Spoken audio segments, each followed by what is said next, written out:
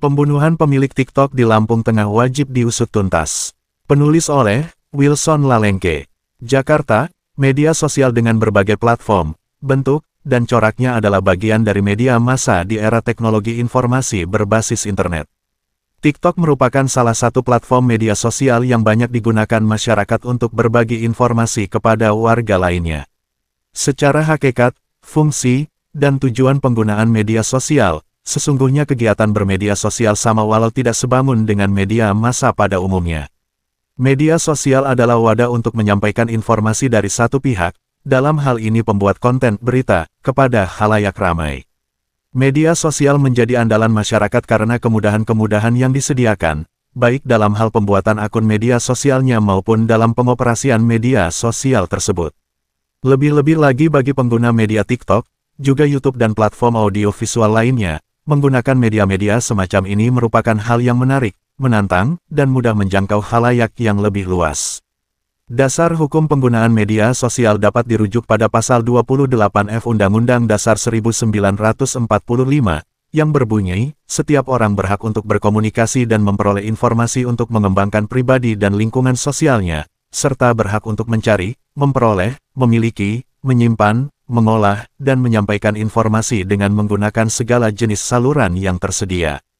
Hal ini ditegaskan lagi dalam beberapa peraturan di Indonesia antara lain pada Ketetapan MPR Nomor 17 Romawi MPR 1998 tentang Hak Asasi Manusia, Undang-Undang Republik Indonesia Nomor 39 Tahun 1999 tentang Hak Asasi Manusia, Undang-Undang Nomor 40 Tahun 1999 tentang Pers, dan Undang-Undang Nomor 14 Tahun 2008 tentang Keterbukaan Informasi Publik.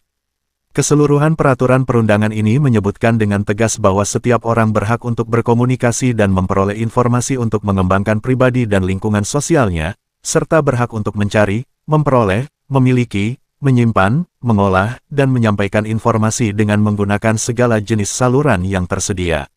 Beberapa poin penting yang perlu dipahami dari Pasal 28 huruf F Undang-Undang Dasar 1945 di atas, yakni bahwa setiap orang tanpa kecuali memiliki hak untuk berkomunikasi dan mendapatkan informasi. Setiap orang juga berhak untuk mencari, memperoleh, memiliki, menyimpan, mengolah, dan mempublikasikan informasi. Hak-hak terakhir ini dalam dunia jurnalisme dikenal sebagai fungsi seorang jurnalis alias wartawan. Poin yang amat penting lainnya adalah bahwa setiap orang berhak untuk menggunakan segala jenis saluran yang tersedia untuk mempublikasikan informasi. Artinya juga bahwa penggunaan media sosial, termasuk media audiovisual TikTok adalah boleh dan sah digunakan oleh setiap orang, baik wartawan, jurnalis, pewarta warga, gubernur, bupati, wali kota, presiden, pengusaha, anggota TNI, Polri, maupun masyarakat umum. Dalam konteks demikian itu, maka sesungguhnya penggunaan media sosial adalah sama dengan pemakaian media massa lainnya, baik yang berbasis cetak, elektronik, maupun internet.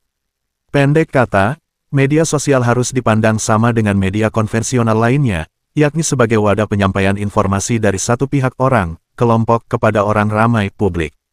Berkaitan dengan kasus pembunuhan terhadap pengguna media TikTok Lampung Tengah yang mempublikasikan keluhannya tentang dugaan penggunaan tanda tangan palsu warga masyarakat oleh perangkat kelurahan setempat, maka peristiwa ini harus dipandang sebagai penyerangan terhadap kebebasan berekspresi dan bersuara sebagaimana diatur dalam Pasal 28 huruf F Undang-Undang Dasar 1945 dan peraturan turunannya. Kasus ini berimplikasi langsung kepada pengambilan dua hak asasi manusia sekaligus, yakni hak hidup serta hak menyampaikan pendapat dan berekspresi.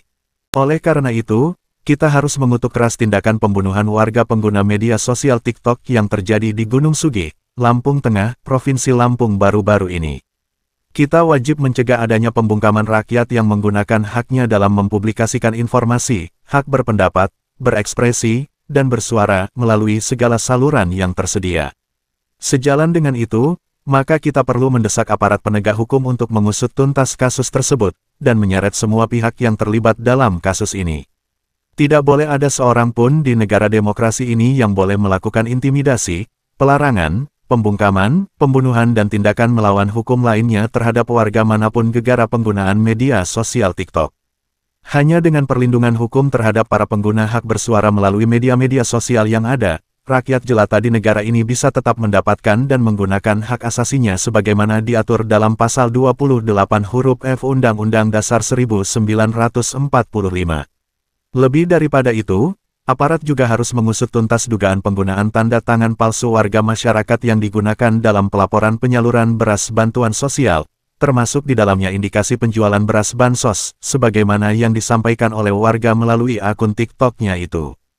Peristiwa tragis penghilangan nyawa orang lain sangat mungkin tidak akan terjadi jika aparat cepat tanggap atas keluhan masyarakat yang disampaikan melalui media sosial. Semoga aparat penegak hukum dan masyarakat luas dapat mengambil hikmah dari peristiwa mengenaskan itu. Penulis, Ketua Umum PPWI, Alumni PPRA 48 Lemhanas RI tahun 2012. Wilson Lalengke, SPD, MSc, MA.